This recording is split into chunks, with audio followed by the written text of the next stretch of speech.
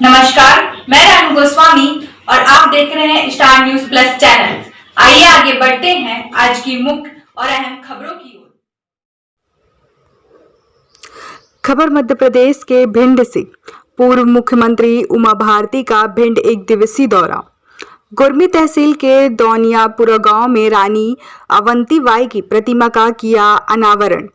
उनके साथ रहे राज्य मंत्री डॉक्टर राजकुमार कुशवाहा, मंत्री अरविंद भदौरिया व भाजपा जिला अध्यक्ष नातो सिंह गुज्जर ने किया। उमा भारती ने कहा कि कोशिश करो कि अपने पांव पर खड़ा होना है, कोशिश करो कि स्वयं के रोजगार का निर्माण करना है, औरों को भी रोजगार दिलाओ, इस तरह की कोशिश करो। और शराब व नशे पर लोगों के हाथ उठवाकर कहा, न नशा करेंगे न करने देंगे, इस बात की लोगों को शपथ दिलवाई। और कहा कि दहेज मांगने वाले दलाल होते हैं, इसलिए न दहेज ले और न दे। उमा भारती ने कहा कि मैं 2024 में लोकसभा का चुनाव लड़ूंगी।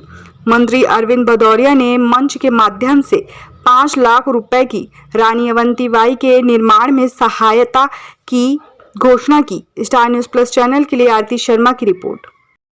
आपकी चिंता करनी पड़ेगी, बहुत चिंता करनी पड़ेगी। इसलिए करनी पड़ेगी क्योंकि हमारा भारत पहले राजतंत्र था।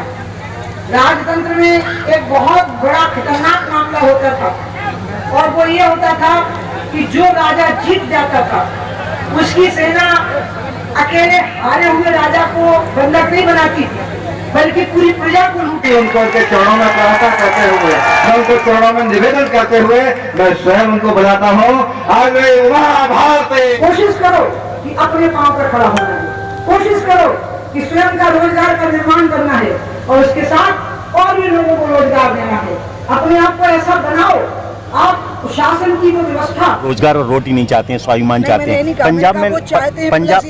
पंजाब में जो रिजल्ट आया उसके बारे में क्या कहेंगे आप? देखिए, मैंने बिल्कुल नहीं कहा, आप रिकॉर्ड खुद देखिएगा। मैंने कहा सड़कें, बिजली बनी, अधबनी, आगे बन जाएंगी। लोग चाहते हैं, लेकिन साथ में लोग इज्जत की जिंदगी जीना चाहते हैं, सुरक्षा की जिंदगी जीना चाहते हैं। पंजाब की जो स्थितियाँ, उनकी समीक्षा पार्टी करेगी। पंजाब हम राज्य में नहीं थे, पंजाब में हमारी सरकार नहीं थी, कांग्रेस की सरकार थी। इसके पहले अकाली दल की सरकार थी। हमारा संगठन अकाली दल के साथ मिलकर के सरकार बनाता था। इसलिए पंजाब में ये स्थितियाँ क्यों बनी, इसके लिए आत्मचिंतन अगर करना है तो अकाली दल और कांग्रेस को करना है। हम तो अपना विस्तार करेंगे। 2023 का मध्य प्रदेश हमारी होगी पंजाब में सरकार। 2023 का मध्य प्रदेश दीदी, 23 में क्या हमारी? अब तो यहाँ आप समझ लो, अभी तो 15 ही साल हुए, अभी तो यहाँ 10-15 साल और बीजेपी की सरकार बनी, देश में भी बनी। आज़ादी के बाद 1952 में पहला चुनाव हुआ और 77 तक लगभग उन्हीं की सरकार रही। अब ये नई आज़ादी है तो 25-30 साल तो यही रिपीट होती है। नेतृत्व यही के परिवर्तन, ये सब बातों के मैं कोई जवाब कभी देती नहीं। मैं भारी खुश हूँ, सरकार बहुत अच्छी चल रही है। दीदी जिस तरह से आपने आज शपथ दिलाई है कि लोग शराब ना पिए, नशे से दूर रहें, तो क्या माने कि सरकार ऐसा एक प्रस्ताव लाएगी कि जिससे शराबबंदी की जाए? सरकार को जवाब देना, मैंने तय किया। कुछ बातों के जवाब में नहीं दूंगी। 2024 कुछ बातों का सरकार को जवाब देना, कुछ मैं देना। मैं तो जिस सभा में भी जाऊंगी मैं लोगों का हाथ उठाऊंगी कि आप पिएंगे नहीं और पीने नहीं देंगे। 24 में चुनाव कहाँ से लड़ रही हैं दीदी? ये पार्टी तय करेगी। चुनाव लड़ने का फैसला मेरा और मेरा नहीं, मैंने कह दिया, तभी मुझे 19 में छुट्टी मिली। बाकी पार्टी तय करेगी। की वापसी नहीं हो पाई, क्या कारण रहा?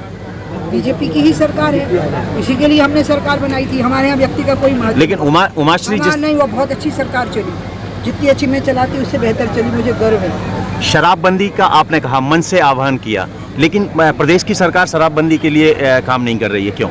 इस पर सरकार को जवाब देना मुझे नहीं। मेरा काम है कि लोगों से कहना कि आप शराब मत पियो, बाकी बातों के जवाब सरकार। शिवराज जी आपके छोटे भाई हैं, तो आप क्यों आदेशित नहीं करते? 3 साल बड़े, आदेशित क्यों नहीं करती हैं आप? ना, हमारी और शिवराज जी की बात होती है, लेकिन हमारे परिवार की आपस की बात है। और ये हमारे यहाँ शास्त्र में लिखा है कि जब अकेले में आपस में बात हो लेती हो तो गुणों की चर्चा बाहर और दोषों की चर्चा अकेले में। मध्य प्रदेश कैडर के एक IAS हैं नियाज खान, उन्होंने कहा है कि जो कश्मीर फाइल्स फिल्म बनी है, हिंदुओं की, कश्मीरी पंडितों की हत्या के ऊपर बनी है, मुस्लिमों की हत्या के ऊपर कोई फिल्म क्यों नहीं बनती है, ये उन्होंने सवाल किया है। इतनी बनी है, मैंने खुद देखी है, और इतनी अन्यायपूर्ण बनी थी कुछ फिल्में तो कि मुझे बहुत आघात लगा था कि ऐसे बना दिया गया था जैसे मान लो इस देश में सिर्फ एक धर्म विशेष के लोगों का ही नरसंहार हुआ हो।